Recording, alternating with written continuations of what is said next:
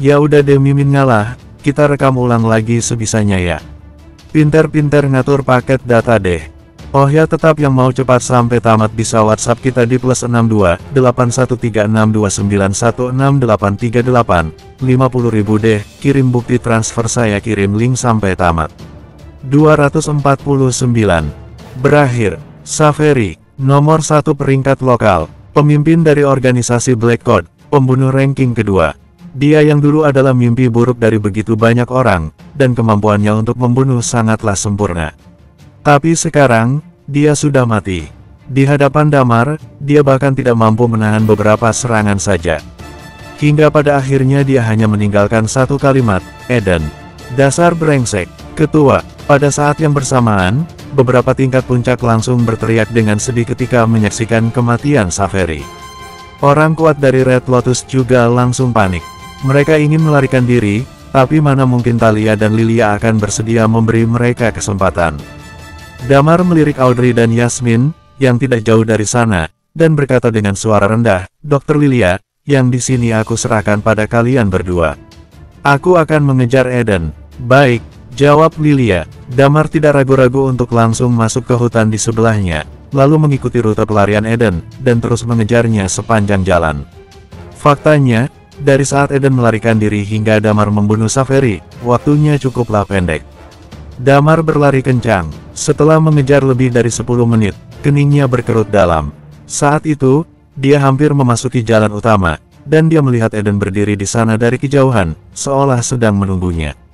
Night Watcher tidak boleh melakukan apapun di depan umum. Ini adalah aturan yang tidak boleh dilanggar. Eden dulunya adalah Night Watcher, jadi tentu saja dia tahu aturan ini. Jika Damar menyerang, dia juga tidak akan mungkin dapat membunuh Eden sepenuhnya dalam waktu singkat. Dia yang sekarang jauh lebih kuat dari Eden. Tapi, Eden adalah nomor 7 dalam daftar master. Jika sungguh ingin membunuhnya, maka akan terjadi keributan yang tidak kecil, lalu menarik perhatian banyak orang, dan membuatnya belum tentu dapat membunuhnya. Damar menghela napas, demi tidak menarik perhatian orang-orang, dia menjatuhkan kedua belatinya ke tanah, dan berhenti dengan jarak sekitar 30 meter dari Eden. Eden berkata dengan tenang, aku telah meremehkanmu. Kau begitu muda tapi ternyata sudah mencapai tingkat yang begitu menakutkan. Mengatakan kau adalah jenius terkuat yang pernah ada di Night Watcher tidaklah berlebihan. Damar mengelus hidungnya, dan dengan tenang menatapnya, kau tahu cukup banyak juga. Tapi sekarang aku juga sudah tahu jika aku lebih kuat darimu. Kau lebih baik melakukan hal yang sama dengan Lukas untuk mencari tempat bersembunyi. Jika tidak, saat kau melakukan sesuatu lagi, kau tidak akan seberuntung kali ini. Saat mengatakan itu, dia tertawa dingin, orang sepertimu ini benar-benar menjijikkan. Xaveri bisa dibilang sekutumu, bukan? Pada saat kritis kau justru meninggalkannya, dan menggunakan pengorbanannya untuk pelarianmu. Eden tersenyum tipis dan menatap Damar, Damar, aku masih akan mengatakan hal yang sama, pilihan kita saja yang berbeda, dan pilihan Night Watcher itu salah. Saat pertarungan telah pecah, kau pikir berapa banyak orang biasa yang bisa kau lindungi? Night Watcher, itu hanya lelucon saja, karena di dunia ini kegelapan itu terlalu banyak, memangnya kau bisa menghadapi semuanya. Damar menatapnya dengan tenang, pergilah. Dia terlalu malas mendengar omong kosong Eden.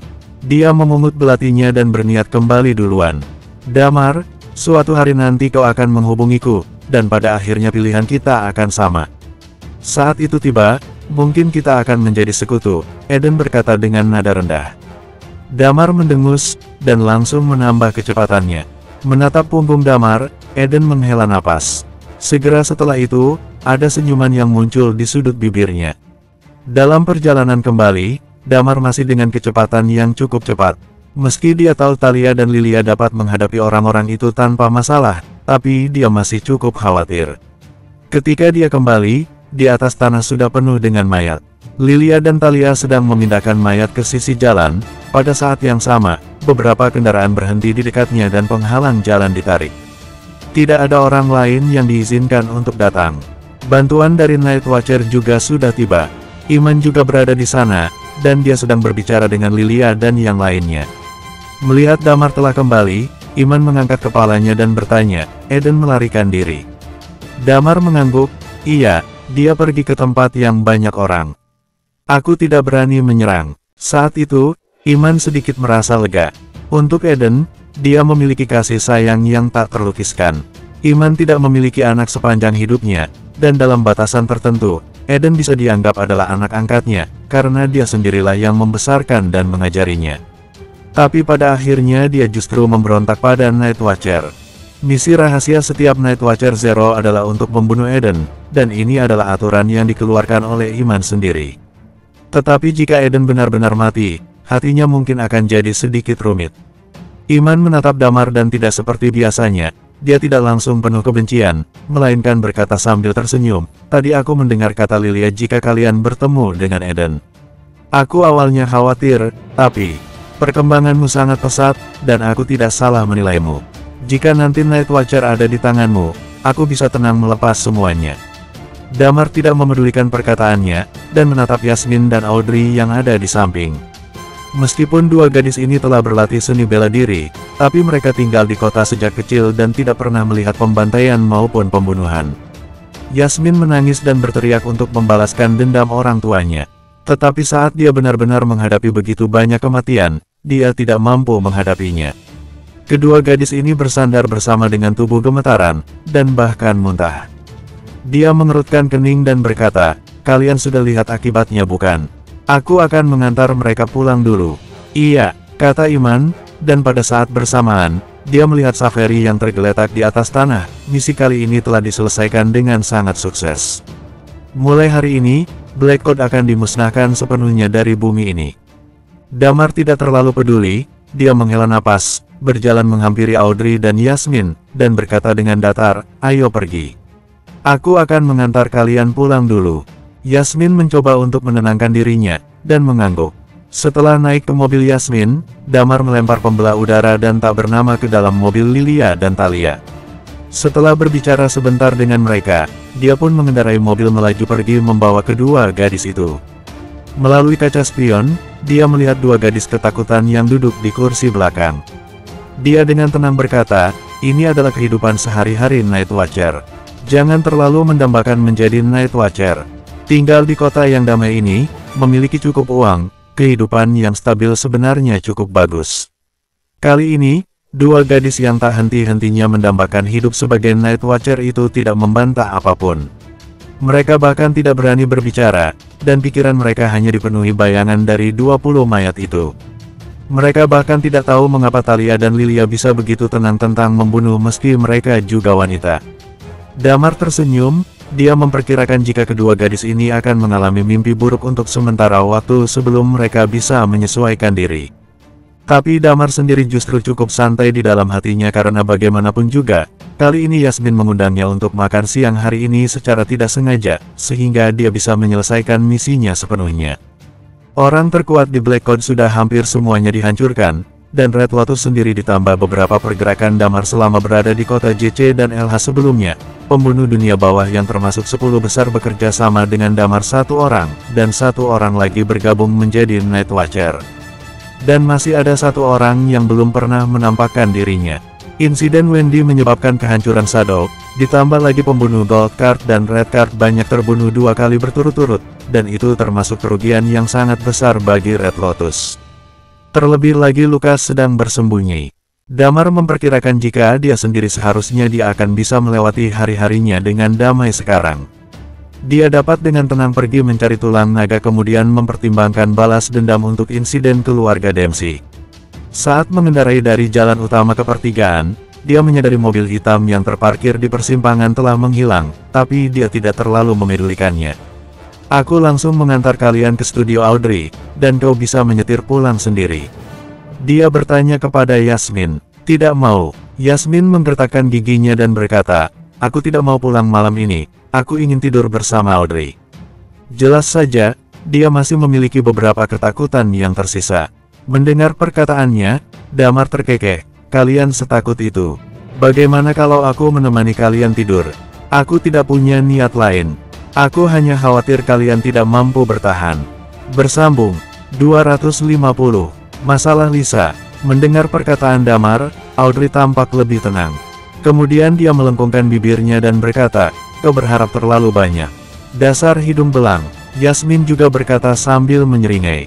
Damar tercengang, tujuannya dari awal adalah untuk mengubah suasana, karena dua gadis ini terlalu tegang sekarang dan mereka sangat jarang menghadapi hal seperti ini. Dia mengambil inisiatif untuk mengubah topik, dan berkata pada Yasmin, sudah. Musuh kalian juga sudah mati sekarang. Meski bukan kalian sendiri yang membunuhnya, tapi itu tetaplah pembalasan dendam. Jadi, jadilah anak baik dan jangan berpikir untuk bergabung dengan Night Watcher. Menjadi Night Watcher tidaklah sebaik yang kalian pikirkan. Dan untuk Audrey juga, setelah kali ini, kerjakan saja pekerjaanmu dengan benar di studiomu. Mengatakan itu, Damar kemudian mengumpat, sialan, punya uang sungguh bisa melakukan apapun yang kau inginkan, dan kau bahkan masih kuliah tahun pertama, tapi kau sudah akan membuat satu merek pakaian. Setelah dia mengambil inisiatif untuk mengubah topik, suasana hati Audrey dan Yasmin perlahan semakin membaik. Meskipun suara mereka masih sedikit bergetar, tapi untungnya sudah semakin mereda. Sekitar setengah jam kemudian, mereka tiba di studio Audrey. Sebelum turun dari mobil, Damar menyentuh hidungnya dan berkata, oh ya, kau periksa sebentar, siapa yang tidak datang bekerja siang tadi. Orang itu adalah orang dalam mereka, dan lihat juga biasanya dia dekat dengan siapa di kantor. Meski kepalanya sudah dibereskan, tapi buntutnya ini harus dibereskan juga. Kemudian dia berpikir sejenak dan memberitahukan nomor plat mobil itu pada Audrey. Audrey mengangguk. Setelah mereka tiba, Yasmin mengeluarkan ponsel dan menelepon Abraham untuk menceritakan insiden siang itu. Damar tidak peduli karena Abraham adalah penanggung jawab Darknet dan kemungkinan setelah Lilia menerima telepon, dia sudah tahu kondisinya. Dan saat Damar dan Audrey berjalan masuk ke dalam studio, Lintang telah duduk di atas sofa dan melihat mereka masuk. Lintang menarik napas, kemudian bangun dari duduknya. Dia berjalan ke sebelah Damar dan bertanya dengan suara pelan, bertarung dengan seseorang tadi siang. Damar mengangguk, masalahnya sudah kurang lebih diselesaikan, dan Savery sudah mati. Sementara Eden, dia melarikan diri. Lintang membatu di tempatnya. Dia tahu tentang keberadaan Savery dan Eden. Savery, pemimpin dari Dark Code yang merupakan organisasi pembunuh dunia bawah setelah Red Lotus, dan merupakan peringkat lokal nomor 1 itu, telah mati. Eden yang merupakan tingkat dewa nomor 7, melarikan diri. Sepertinya bayangan yang selalu menghantui keluarga Wong selama beberapa waktu ini telah dibereskan. Dia tidak tahan dan bertanya pada Damar, ini, sebenarnya apa yang terjadi? Ini bukan tempat yang cocok untuk membahas hal ini. Nanti setelah pulang, kau tanyakan saja pada Audrey, kata Damar. Lintang melihat ke sekeliling dan langsung menutup mulutnya. Kemudian seolah teringat akan sesuatu, dia berkata pada Audrey, oh ya, Audrey, sahabatmu yang bernama Lisa datang dan menunggu di ruanganmu. Sepertinya dia punya masalah karena dia datang sambil menangis. Ekspresi wajah Audrey langsung berubah. Dalam sekejap, dia seolah lupa akan insiden sebelumnya dan langsung bergegas pergi ke ruangannya. Damar juga sedikit terkejut dan langsung mengikuti ke ruangan Audrey. Hubungannya dengan Lisa cukup baik, dan sebelumnya juga Rima telah cukup banyak membantunya. Dengan cepat setelah sampai di ruangan, mereka berdua menemukan Lisa yang sedang duduk di sana. Tangannya memegang tisu, dia sedikit terisak, dan ketika dia melihat Audrey masuk, dia mengangkat mata merahnya, kemudian memandang Audrey dengan bergelimang air mata dan berkata, Audrey, sayang, kau kenapa? Audrey segera menghampirinya. Lisa memeluknya, tubuhnya gemetar dan dia pun mulai menangis. Sudah, tidak apa-apa, katakan padaku apa yang terjadi. Apa pria itu mengganggumu lagi? Aku akan menyuruh kakakku untuk membawa Four Masters untuk pergi memukulnya, kata Audrey buru-buru. Lisa terisak dan butuh 4 atau 5 menit baginya untuk menjadi lebih tenang. Dia duduk di sofa bersama Audrey dan berkata, ibuku dipukuli, dan aku juga ditampar. Siapa yang melakukannya? Audrey melihat lebih dekat pada wajah Lisa dan menemukan bahwa wajahnya memang sedikit merah. Sebelumnya karena sedang menangis, Damar pun tidak begitu memperhatikannya. Tapi setelah mendengar perkataan Lisa, ekspresi Damar juga berubah tak tertahankan. Wah, wanita baru ayahku. Hari ini dia membawa orang datang ke hotel untuk mencari ibuku dan aku. Dia ingin kami menyerah atas aset Independent Group, dan menyuruh kami untuk menjauhi ayahku. Ibuku bertengkar dengannya dan dia memanggil orang yang dibawanya untuk memukul ibuku. Aku maju untuk memintanya berhenti tapi justru malah ditampar. Mengatakan itu, Lisa kembali menangis. Apa, wanita itu sudah gila ya? Dia siapa? Audrey sangat marah dan langsung mengumpat. Sepertinya dia seorang selebgram, kata Lisa. Ayahmu juga bukan manusia. Sudah setua itu tapi masih main dengan selebgram, kata Audrey dengan marah. Siapa namanya? Katakan padaku. Kakakku sangat tidak asing dengan selebgram. Aku akan menyuruhnya melakukan pembalasan untukmu.